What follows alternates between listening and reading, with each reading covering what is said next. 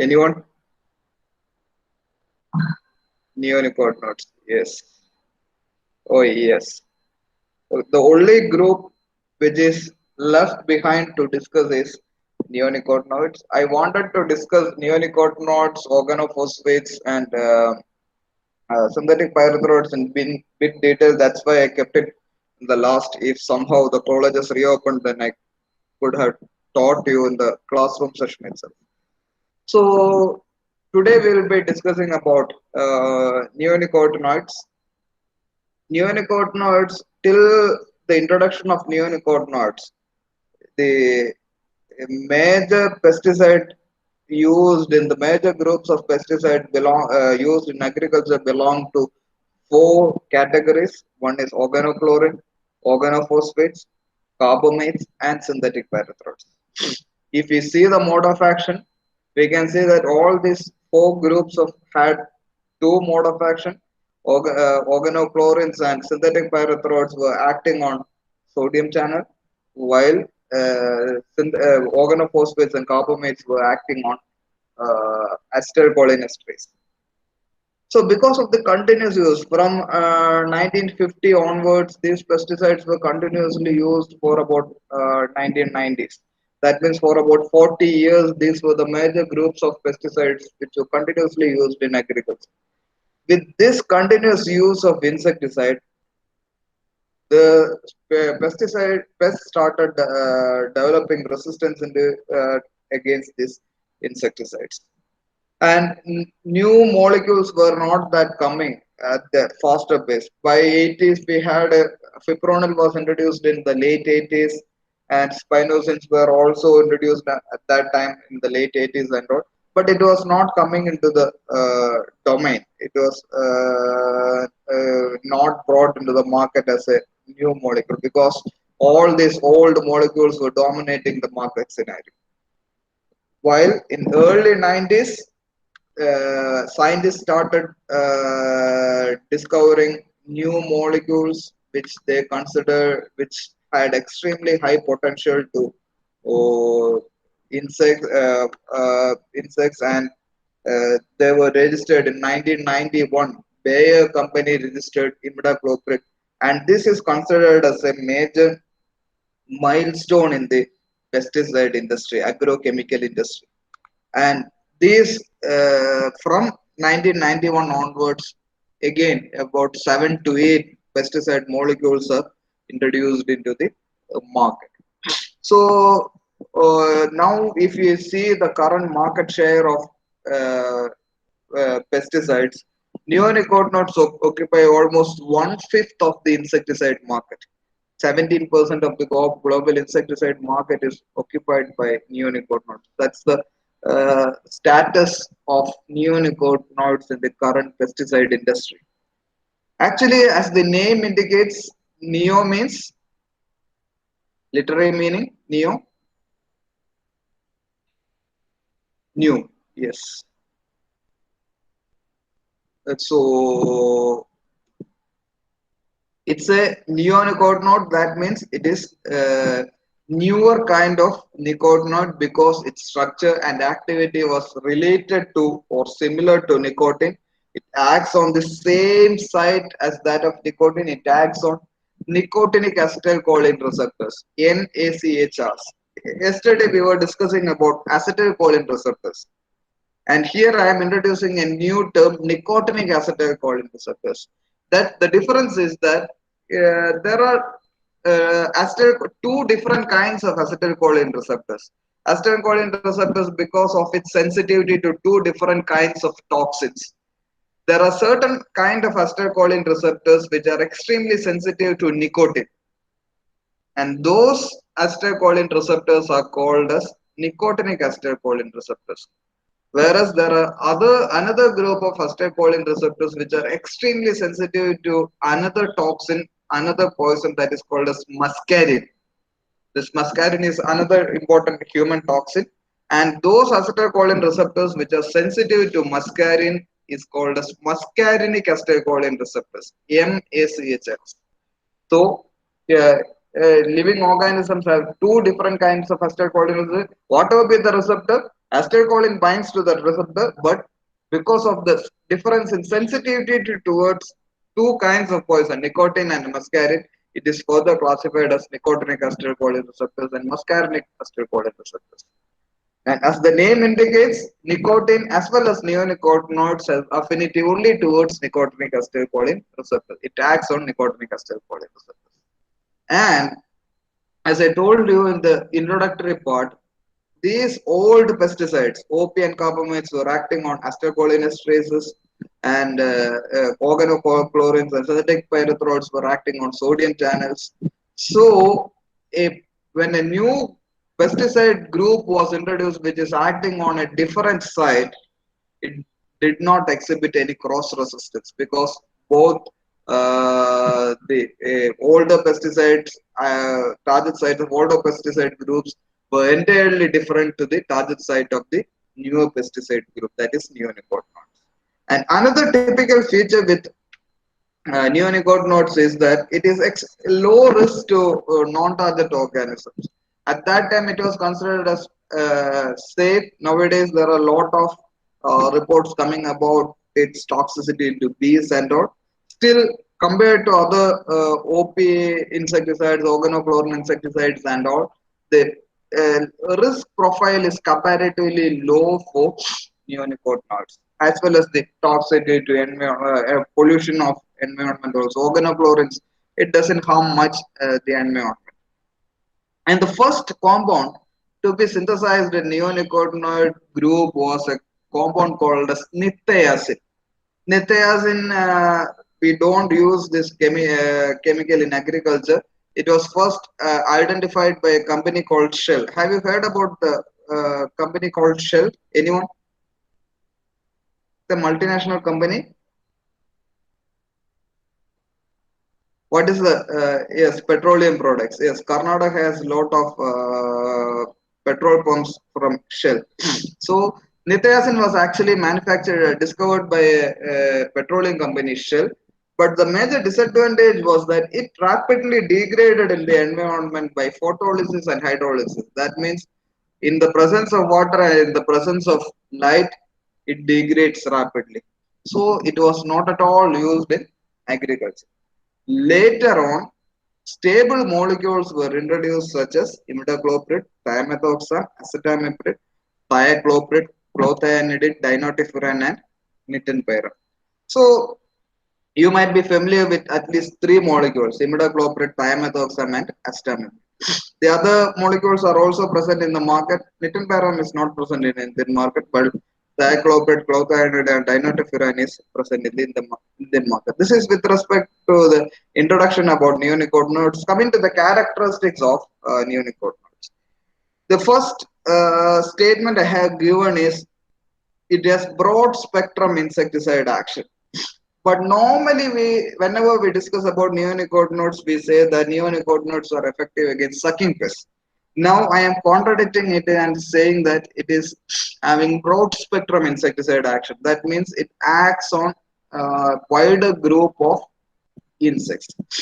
The difference is that neonicotinoids at extremely low concentration is highly effective against homopterans, sucking pests. But if we slightly increase the dose, it is toxic to other group of insects also. We will discuss about it later once we discuss about other individual pesticides. That means at lower dose, it is effective against. I will show. I'll take an example over here. Uh, Imidacloprid. What is the normal dose which we recommend for imidacloprid for the management of any sucking pest? 3 ml per 10 liter, 0.3 ml per liter. Yes, but there is a. Have you ever come across a granule formulation of imidacloprid? Just like Fertera or just like fipronil granules or Cartop granules. Have you ever come across a formulation? No, Gaucho is a seed treatment formulation. This is that is Gaucho is WS formulation. I'm discussing about G, tropical magic. Magic is SL formulation.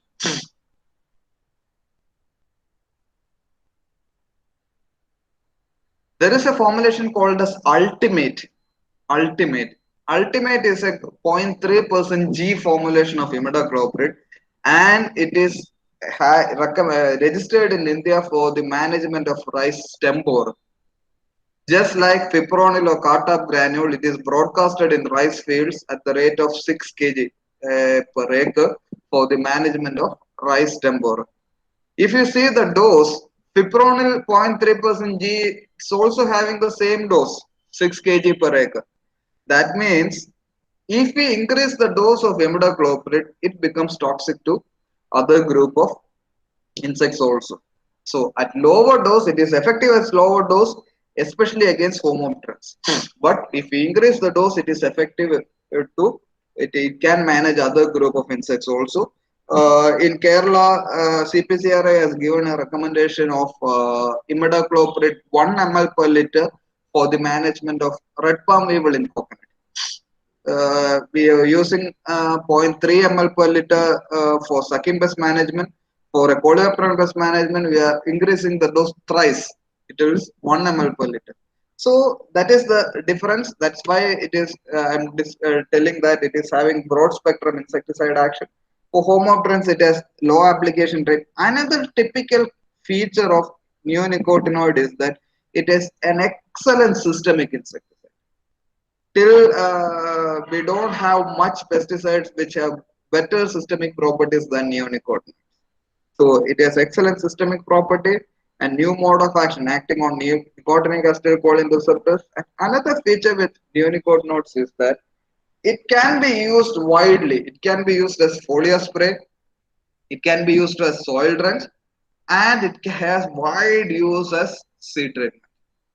So it has wide variety of uses for foliar spray, seed treatment, and soil drenching. But the major disadvantage now that is put forth is its toxicity to honeybees.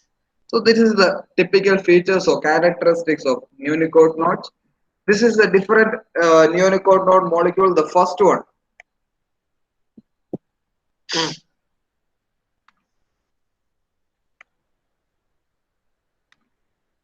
This is nithiazine. That is the first molecule synthesized by Shell, but it because of its low persistence, it was not used in agriculture.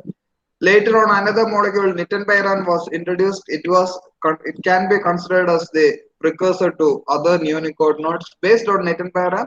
Imidacloprid, thiacloprid, acetamiprid, thiamethoxam, chlorothianidin, and dinotefuran was synthesized by different companies. If you see this, you can see that the structure is almost the same. There is NNO2, there is one double bond nitrogen over, double bond nitrogen, double bond nitrogen, nitrogen, nitrogen, and here there is one nitrogen, nitrogen, nitrogen, is nitrogen, nitrogen, then chlorine. Dinotefuran, there is slight difference, there is a furan ring attached to it. So the structure is almost similar with neonicotinoids among all the neonicotinoids. Coming to the neonicotinoids one by one, the first one is imidacloprid. As I told you, it was synthesized by Bayer in 1991. Extremely effective against homopterans. Remember, it is extremely effective against homopterans. I have not used the term hemipterans because heteropterans, it is not that effective. Neonicotinoids, if you are recommending, as you might be remembering, is it is effective against sucking pests. We usually say that neonicotinoids effective against sucking pests. But one thing you should remember is that it is not that effective against heteropteran bugs. It is extremely effective against homopteran bugs. And also it is active against some Coleoptera, Diptera, and Lepidoptera. Coleoptera, we have discussed the CPCRI recommendation for management of red palm weevil. Lepidoptera, I told you, one granule formulation of imidacloprid recommended against rice stem borer. But it doesn't have any activity against spider mites and nematodes. We discussed a few classes before that with the introduction of neonicotinoids, OP insecticides were withdrawn from the market. OP insecticides have the ability to manage mites also. So with the use of neonicotinoids, which doesn't have any acariciidal property, slowly mite population also increased. It has excellent systemic property. It moves through xylem and it has contact and stomach poison also. The LD50, it is yellow labeled. It LD50 is 450 milligram per kg. Imidacloprid is available in different formulation. Rahul was telling about magic formulation, that is SL formulation. Someone told about Gaucho, that is WS, that is for seed treatment. Then there is one SC formulation. That formulation is available in the trade name Termex and Premise. As the name indicates, this SC formulation 30.5 suspension concentrate formulation is mainly used for soil drenching for the management of termites. Nowadays, earlier we used to recommend chlorpyrifos for termite treatment in buildings. Nowadays, Termex is, though it is a bit costly, it is widely used. Then the most commonly used formulation for foliar application is 17.8 SL. That is the one. Can you name a trade name of 17.8 SL imidacloprid formulation? Confido, yes. Confido, that's the most common formulation, Tatamida, Confido, etc. The most common formulation. Then I told you 0.3% G granule ultimate formulation. And for seed treatment, it is recommended at the rate of 5 to 10 gram per kg of seed. That is the normal seed treatment recommendation. And I told you coconut red palm weevil, the recommendation is 1 ml per liter. Coming to the recommendations, you can see that it is 2 to 2.5 ml per 10 liter. That's what we normally recommended as 3 ml per 10 liter. That is 17.8 SL. Then 70 WG. Does anyone know the trade name of WG formulation of imidacloprid? There is a very common formulation. Actually, that was introduced first. Atmer, yes, that is Atmer. So 70W still it is available. Admer is recommended at the rate of 1 gram per 10 liter. Then SC formulation, Termex and Premise for building treatment at the rate of 25 ml in 10 liters. That it is recommended in rice also, but the dose is 1.5 ml per 10 liter. Then this is the 0.3% granule formulation. That is the ultimate. The trade name is ultimate. It is recommended against rice temper at the rate of 6 kg per acre. So this is with respect to imidacloprid. Then comes acetamiprid. Acetamiprid is again another systemic insecticide effective against homopterans, similar to neonicotinoid, similar to imidacloprid. The LD50 is also similar, 417 milligram per kg. It is available in the trade name. Several trade names are there, but the most common trade names are Pride, Record, Manic, etc. The dose is normally 1.5 to 2 gram per 10 liter. It is mainly recommended in rice and vegetables, but in vegetables, its residual toxicity is bit high compared to imidacloprid. That's why in cabbage and all the waiting period is 7. So acetamiprid, it is recommended at the rate of 1.5 to 2 gram per 10 liters. The next one is thiamethoxam. I think everyone is familiar with thiamethoxam. It is blue labeled one compared to imidacloprid and acetamiprid. Again, we have seed treatment formulation, WS and FS formulation available in the trade name Cruiser. Then the most common formulation available in the market is WG, water dispersible granule formulation, that is Actera. Then we have a new formulation, SG, soluble granule formulation available. I haven't seen it, but it is registered in the country. It is recommended, it is available in the trade name Platinum. I haven't seen this formulation, but it is registered in the new registration in our country, 75 soluble granule. Again, the seed treatment SWS and FS formulations are recommended at the rate of 5 to 10 gram per kg, similar to imidacloprid. And thiamethoxam, I think the dose is familiar to you, 2 gram per 10 liter in rice okra. But in the case of white flies, see the dose. We have slightly increased 4 gram per 10 liter. So in tomato and brinjal, for the management of white flies, the dose is 4 gram per 10 liter. And we discussed about a new formulation, that is soluble granule formulation, 75 Sg. That is recommended at the rate of 150 gram per hectare, and see how it is recommended. This is a new mode of application of a pesticide. No other pesticide registered in our country have this mode of application. See, what I have written is 150 gram of thiamethoxam 75 Sg, that is platinum, will be dissolved in 500 ml of water, and this will be mixed with 20 kg of sand and broadcasted in 1 hectare of area. I will repeat, 150 gram of thiamethoxam will be dissolved in 500 ml of water, and this will be mixed with 20 kg of sand and broadcasted in the field. So this is recommended for the management of rice, green leaf hopper, and BPH. Coming to the next one, that is thiacloprid. The trade name is Alando. Have you anyone seen this chemical Alando?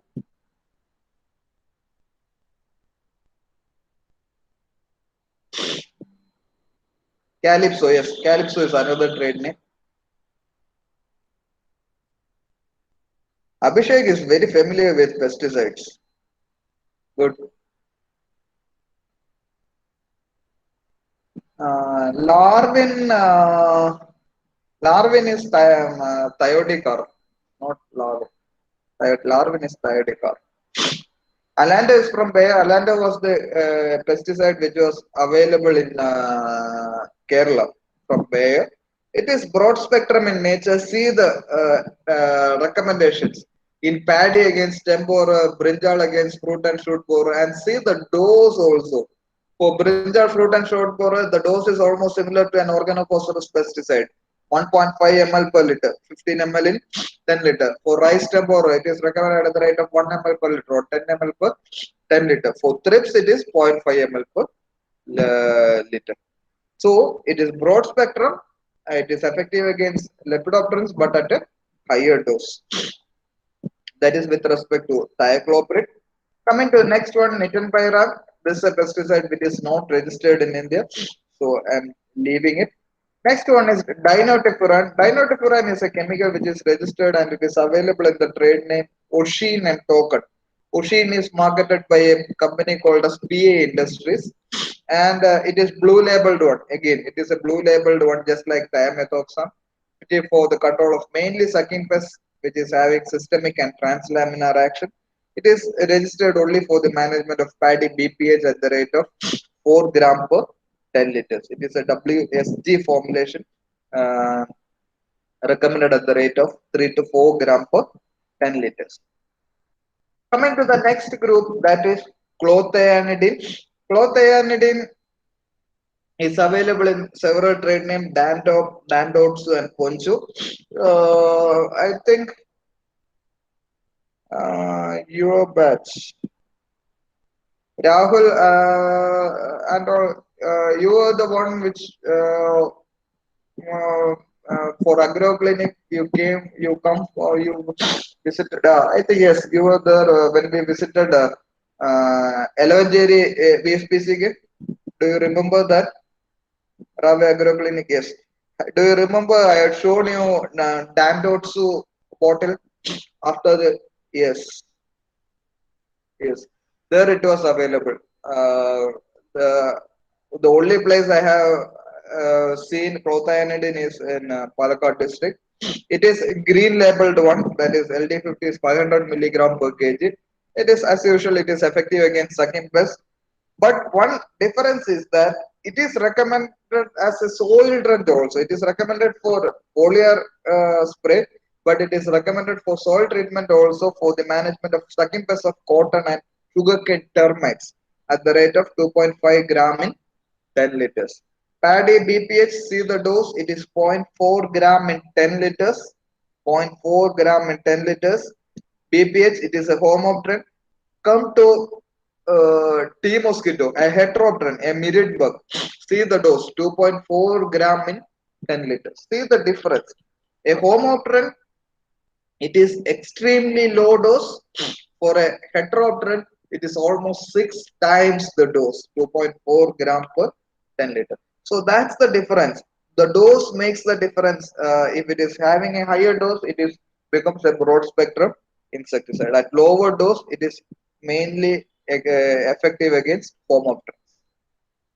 And now we will discuss a bit about the mode of action of neonicotinoid. Simply, we have said it is effective against nicotinic acetylcholine receptors.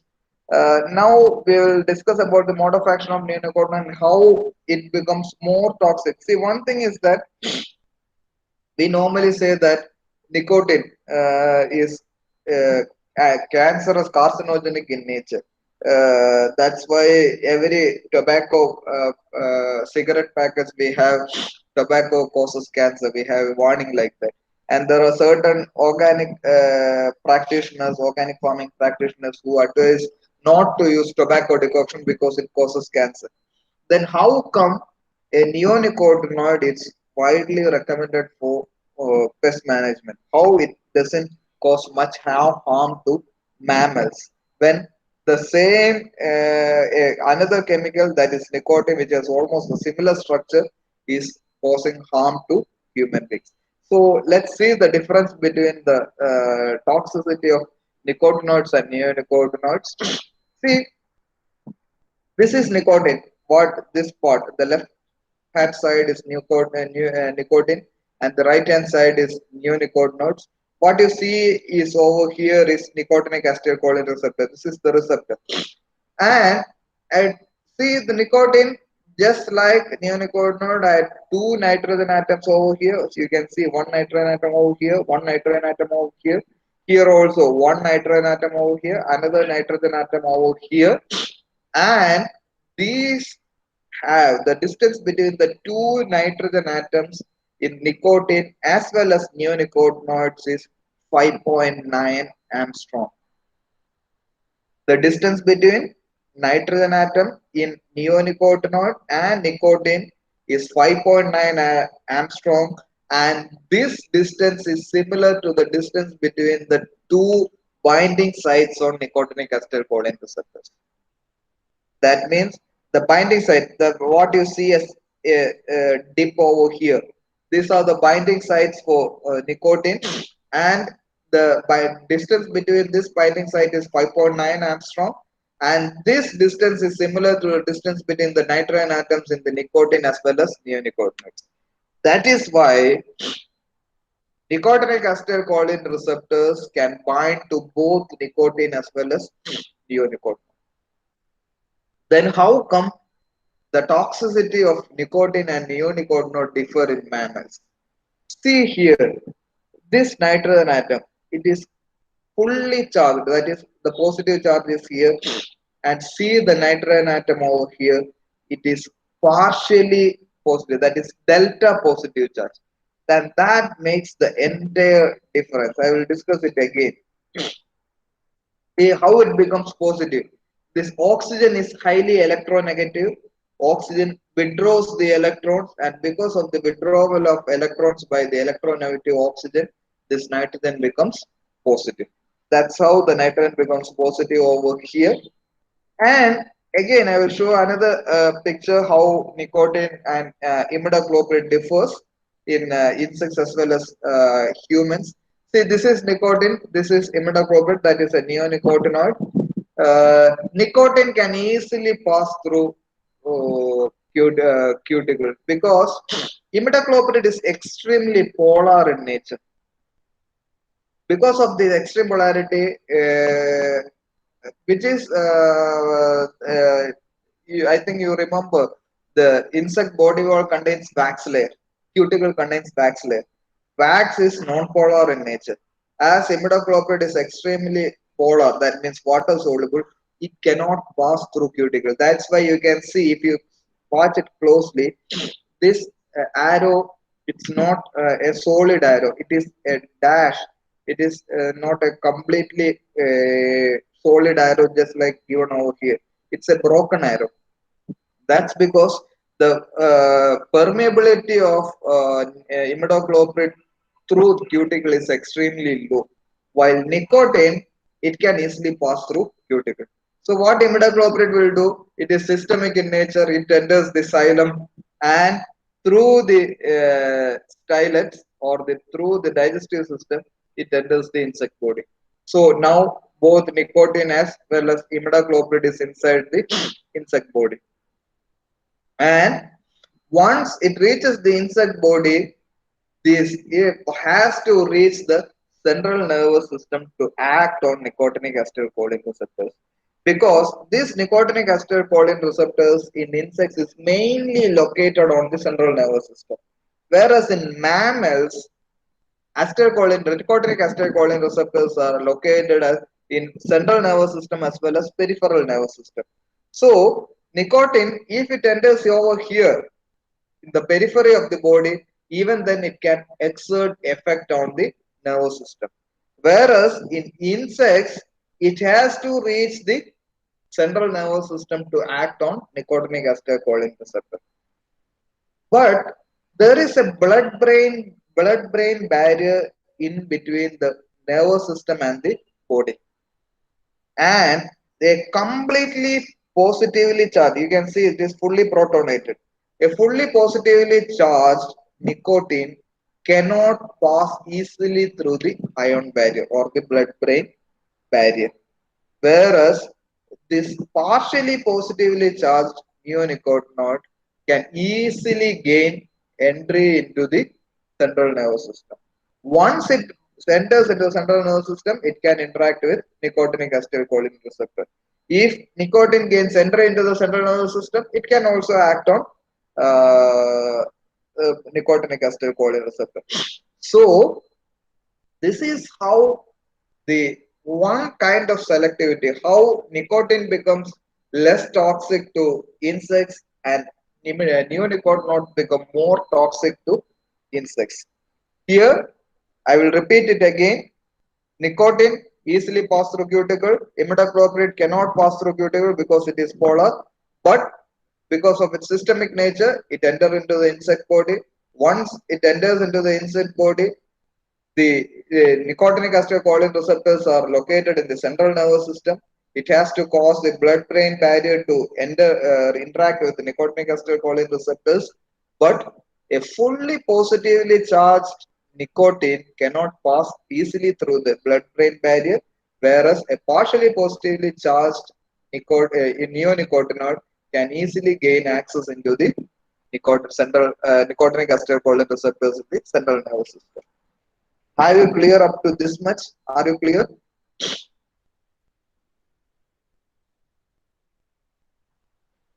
How neonicotinoid is extremely effective, whereas nicotine is not that much effective against insects. Yes. What about others? Okay. So this is what I discussed of nicotine highly toxic to mammals. LD50 is 53 milligram per kg. The distance is the same. That's why both are acting on nicotinic acetylcholine receptor, and it has different protonation states. That means different positive charge at, in insect or mammalian body.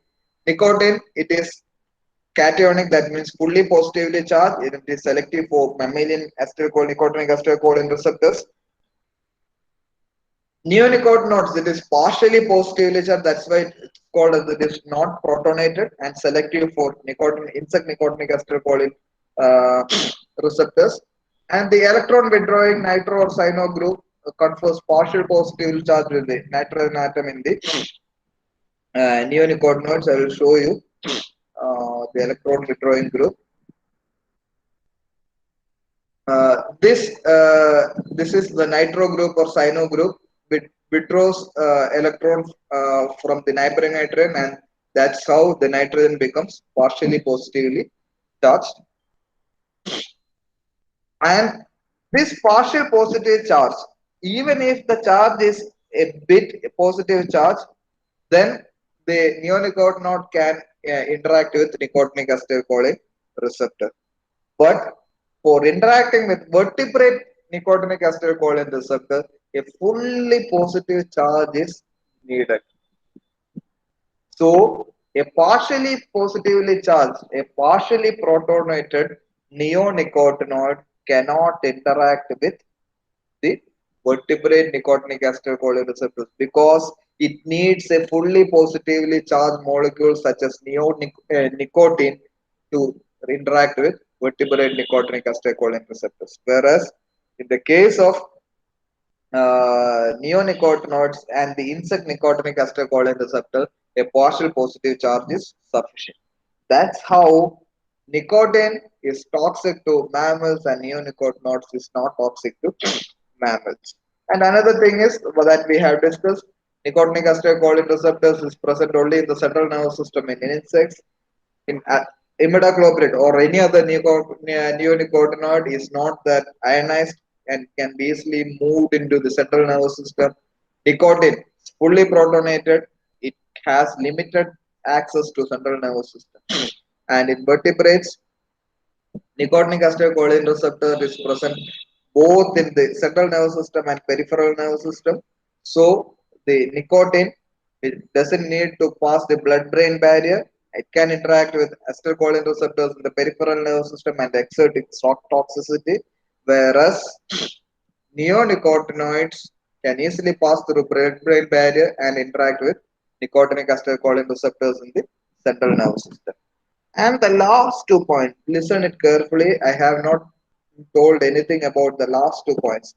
Recent studies has shown that the binding of nicotine in the nicotinic acetylcholine receptors in the mammals and the binding of neonicotinoids in the nicotinic acetylcholine receptors in the insects is entirely different. They bind to altogether different sites. Here, till now I told you that see both are binding to the same sites of nicotinic acetylcholine receptors. That is what the information till up to about 2005 2010. But now there are certain scientists who argue that the nicotine as well as neonicotinoids bind to entirely different sites in nicotinic acetylcholine receptors in mammals and insects. In mammals, nicotine binds to an anionic subsite, whereas in insects, neonicotinoids binds to a cationic subsite. This is because here,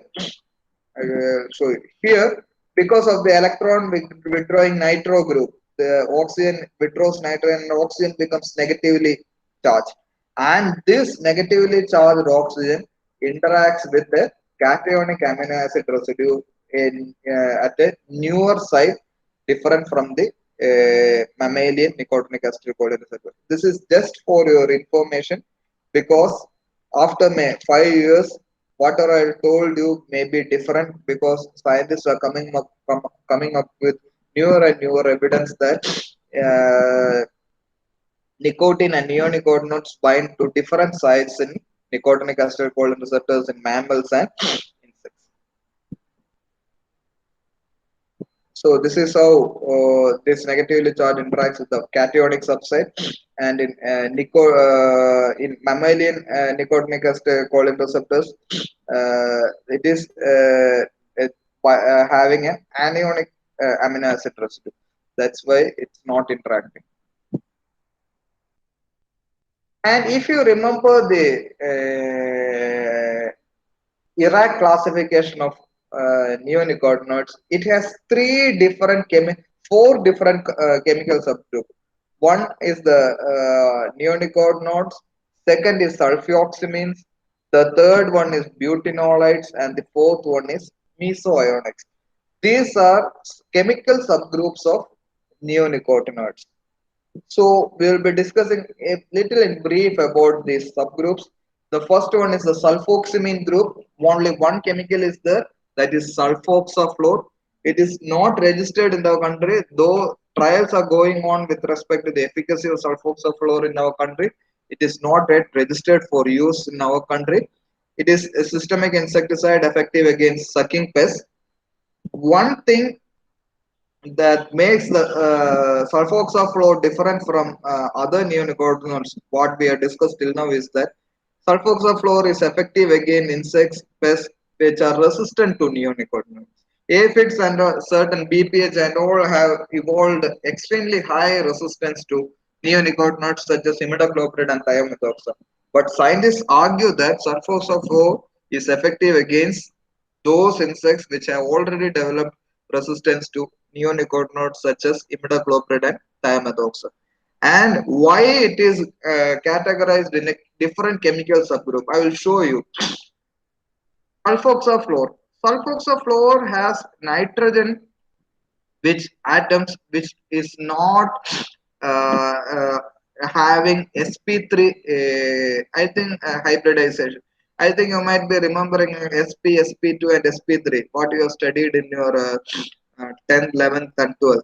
See over here, all other thiamethoxam, this nitrogen sp3 hybridized because all are in single bond. This nitrogen is sp3 hybridized, all are in single bond.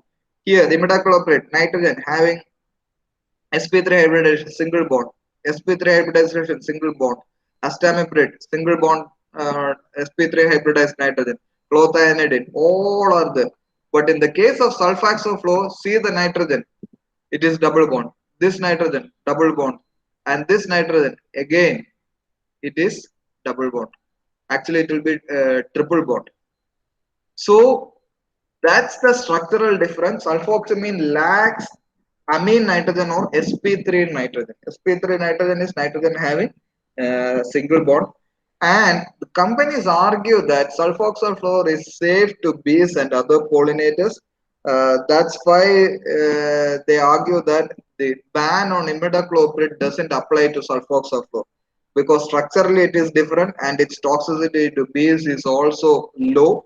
So European Union and certain countries have banned the use of neonicotinoids, and the companies argue that sulfoxaflor doesn't belong to neonicotinoids, so it cannot be included in the banned list. So that discussion is going on. The trade name is transformed. This trade name is not available in our country. It is available elsewhere. The LD50 is 2000 milligram per kg. That it is blue label. Coming to the next one, fluopyradifuron. Fluopyradifuron is registered in our country in the trade name Sivando. It is marketed by Bayer. It is having LD50 of 2000 milligram per kg. It is used as a foliar spray as well as seed treatment, and it is a systemic insecticide effective against sucking pests. So another chemical subgroup, that is butanolide group, we have a chemical called fluopyradifuron. It is available in the trade name Sivando. It is for foliar treatment and seed treatment, recommended in Bindi for the management of acids and whitefly. The dosage is 25 ml in 10 liters. The dose is not low compared to imidacloprid. That is 2.5 ml per liter. Coming to the last chemical subgroup, that is mesoionics. That is example is trifluomesopyrin. It is a mesoionic subclass of neonicotinoids. Again, it is effective against sucking pest. It is recommended for the management of BPH at the rate of 25 gram active ingredient per hectare. It is not registered in our country, not recommended in our country, but elsewhere it is recommended for the management of BPH at extremely low dose, that is 25 gram active ingredient per hectare. Outside our country, it is available in the trade name Pyraxalt and Pexalon. Pyraxalt is the common trade name. And there is another mesoionic pesticide which is waiting to be registered, that is dichloromesotias, which is effective against lepidopterans. So mesoionics, there is one pesticide, trifluomesopyrin, effective against sucking pest, and another insecticide, that is dichloromesotias. It is waiting for registration, which is effective against lepidopterans. So this is with respect to neonicotinoids. Any doubts?